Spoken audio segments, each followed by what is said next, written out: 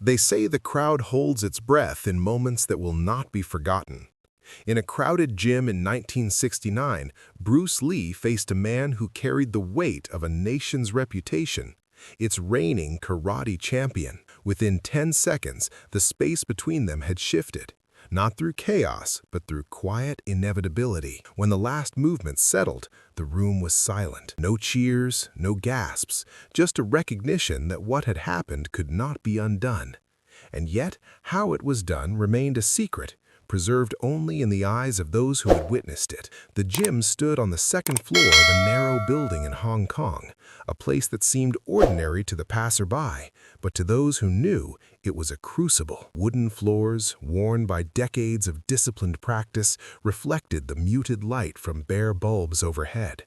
Bags of sand hung quietly in corners, and mirrors along the walls held the faint traces of countless strikes, moments of learning frozen in reflection.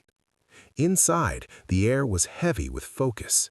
Students moved silently, practicing forms that demanded every ounce of precision, their bodies tense yet relaxed. The scent of sweat and liniment mingled, a quiet reminder of the hours spent in service to mastery. Bruce Lee was there, among them, yet apart. His presence did not command the room, it simply existed, observed by those who could feel the weight of his attention without needing it announced. Bruce's movements were methodical. He warmed, adjusted his stance, shadowed the motions he had repeated hundreds of times. Nothing was rushed. His eyes, calm but sharp, scanned the gym, noting the subtle shifts of everyone present. Here, in this space, the traditional rules held sway: respect, hierarchy, and observation. Masters who had spent decades perfecting their craft moved through the room with measured steps, occasionally pausing to watch Bruce, their expressions unreadable. There was anticipation in the silence, not the kind that shouted for spectacle, but the kind that weighed the air, measured every heartbeat. Those who had trained here before knew that a single moment could reveal a lifetime of skill. And Bruce, unassuming yet unyielding, carried with him a quiet defiance. He respected the gym, its guardians and its history, but he also existed outside the limitations they represented. The stage was set. The observers, the history, the ritual, all converged silently, waiting. No one spoke of the challenge to come. The very walls seemed to acknowledge that something was imminent, yet unspoken. Every eye in the room, trained or not, was drawn to the space where Bruce Lee stood. It was a moment suspended in quiet inevitability, a prelude to a confrontation that would be remembered not for spectacle, but for mastery. The door to the gym opened with a soft, deliberate push, and he entered. The national karate champion. Every step he took carried a weight that was more than physical. It was institutional, historical, almost ceremonial. His uniform gleamed under the gym's muted light, black belt knotted precisely, patches of prior victories stitched across his chest. He was the embodiment of authority, the culmination of years spent defending reputation as much as practicing technique.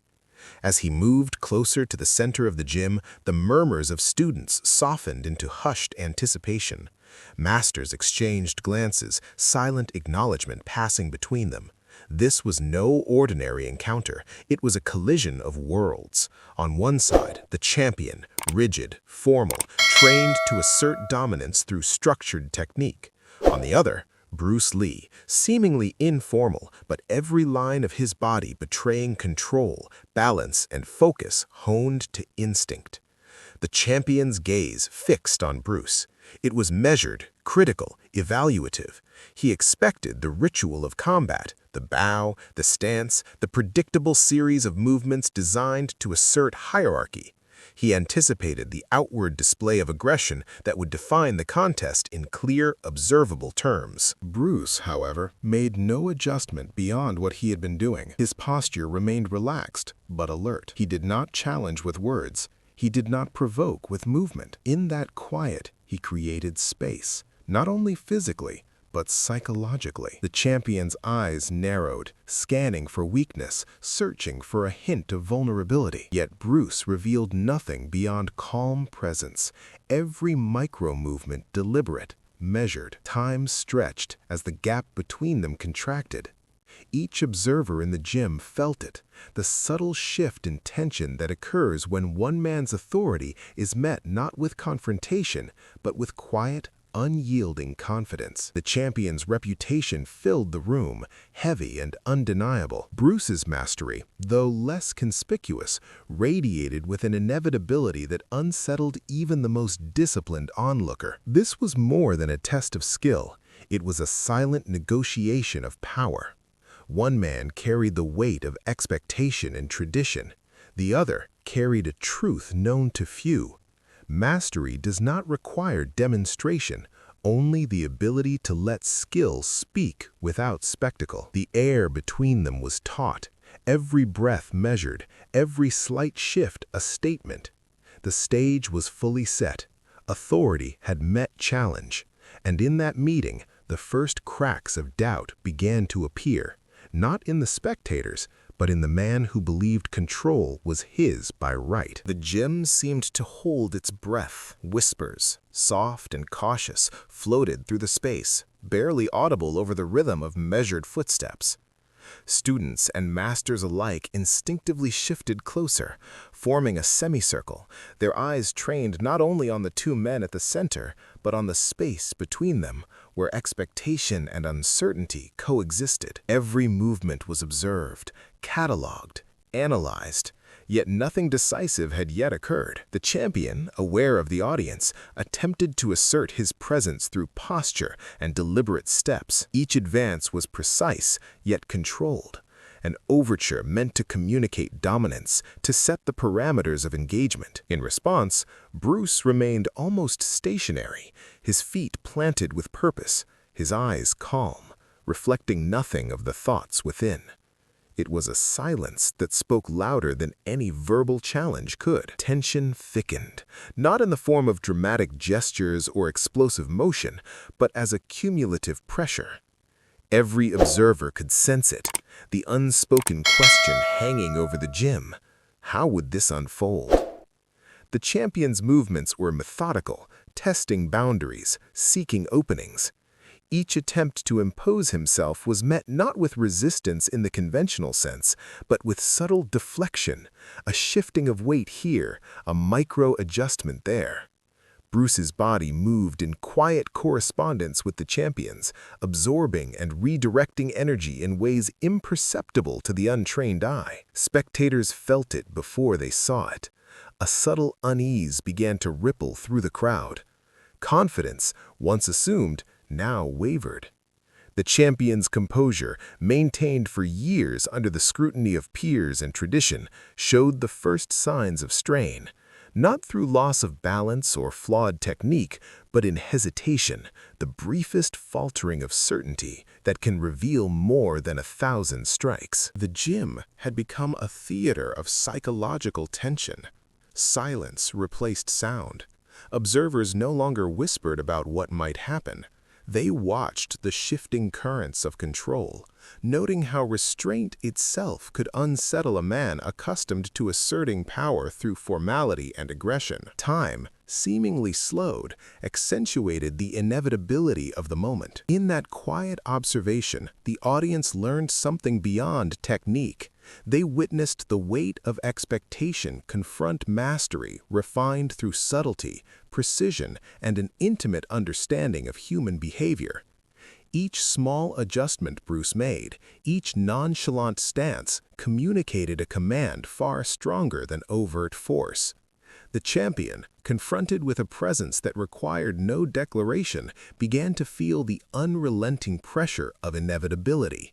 And the room, once filled with murmurs and anticipatory breaths, grew still. The tension was no longer between two men alone. It had expanded to include every eye in the gym. They waited, not for spectacle, but for the quiet unfolding of skill, knowing that what was about to happen would be remembered not for action, but for authority expressed in its purest form. The moment arrived without announcement. No bell, no signal, no flourish. Bruce Lee shifted, almost imperceptibly, a mere fraction of an inch, yet it was enough. The champion lunged, testing the boundaries of reach, expecting resistance measured by force. What he met instead was space, controlled, precise, and entirely intentional. Bruce's movements were economical, each motion fulfilling a purpose beyond the immediate.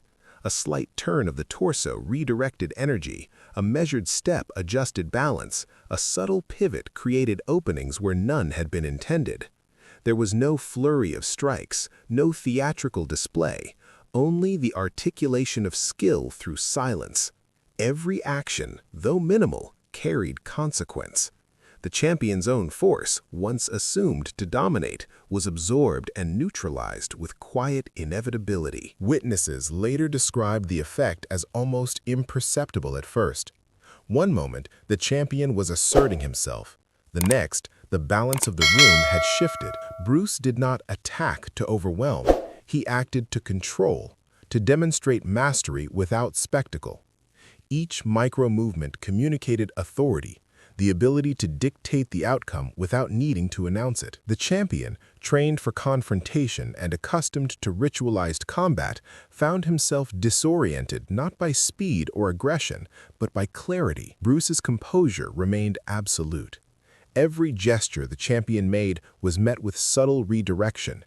His own strength returned in controlled arcs, neutralized before it could accumulate. The efficiency was quiet, almost invisible, but the outcome was undeniable. Time itself seemed to condense. 10 seconds, a span that could otherwise be mundane, stretched into an eternity for those watching. In that brief window, Bruce demonstrated not just skill, but understanding, the mastery of timing, positioning, and psychological presence. Each adjustment, though minimal, reinforced the inevitability of the result. And then it was done. The champion's posture faltered, hesitation creeping into movements that had previously been confident and measured. Bruce, standing composed, exuded calm authority.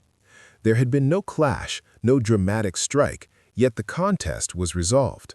The room recognized it immediately.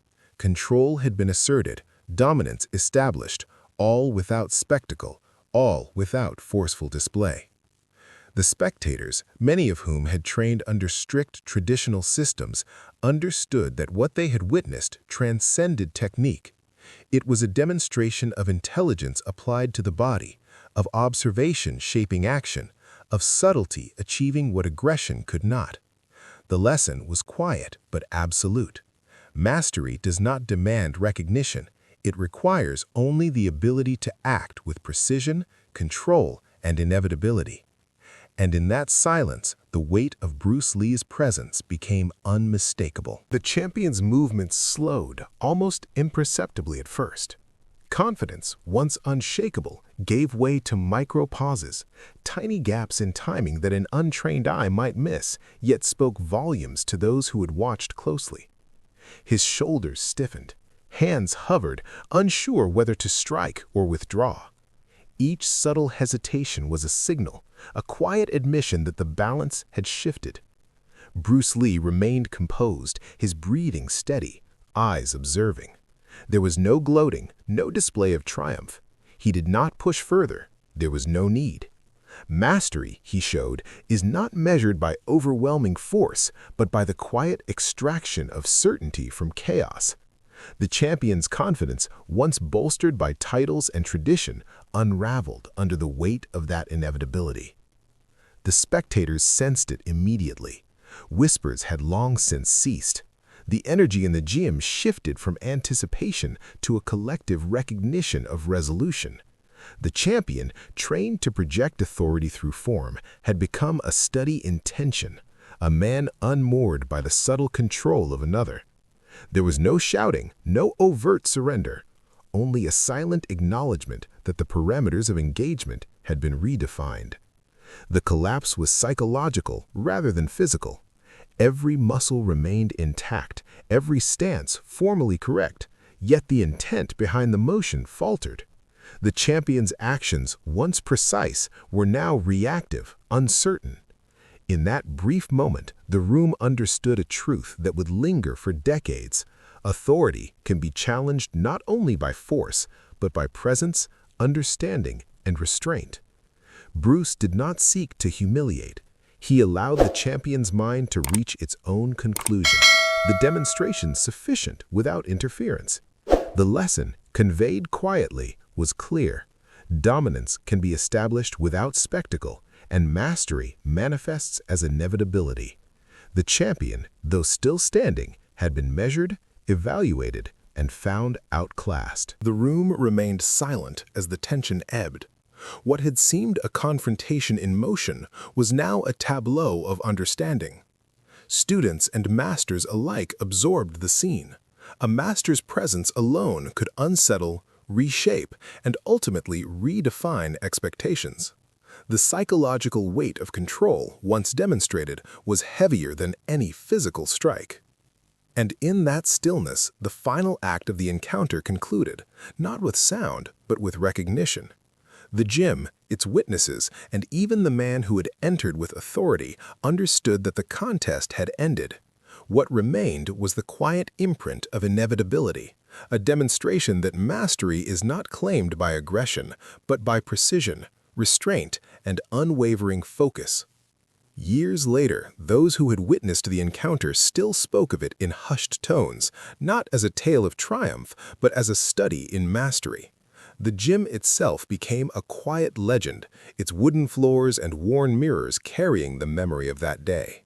Bruce Lee's presence, measured and unassuming in life, had left a mark that reverberated far beyond the confines of that narrow room.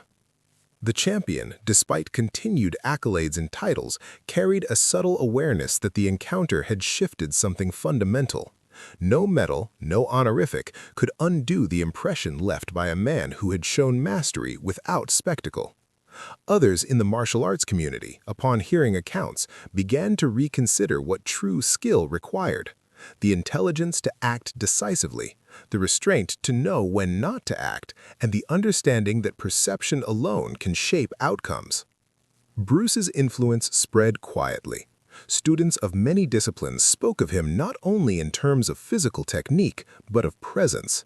How a single person, calm and controlled, could command the respect of a room and the acknowledgement of peers without a single shout or dramatic gesture. The story of that day became a benchmark, a silent lesson passed from teacher to student. Mastery is measured not by the noise it generates, but by the clarity of its inevitability. Photographs of the gym from decades later show the same wooden floors, the same mirrors, and the same bags of sand, but they cannot capture what those present felt. A moment suspended in control, where skill and intellect converged to create an outcome that was recognized instantly, yet could not be fully explained. Bruce Lee's methods, observed in glimpses by many, became a quiet study in efficiency and adaptability. And the legend persisted, not as spectacle, but as authority in motion.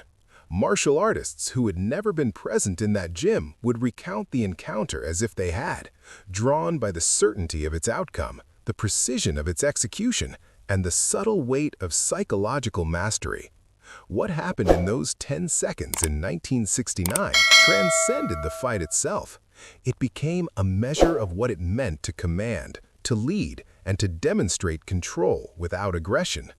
Ultimately, the room, the crowd, and the event itself became part of Bruce Lee's enduring shadow. It was not merely an anecdote to be repeated, it was a quiet proof of principle. Authority expressed through calm observation, skill honed to inevitability, and restraint applied to power left an impression that did not fade. Long after the spectators left, long after the champion returned to his own life, the story endured, not as entertainment, but as a subtle, lasting lesson in mastery, presence, and the quiet power of inevitability.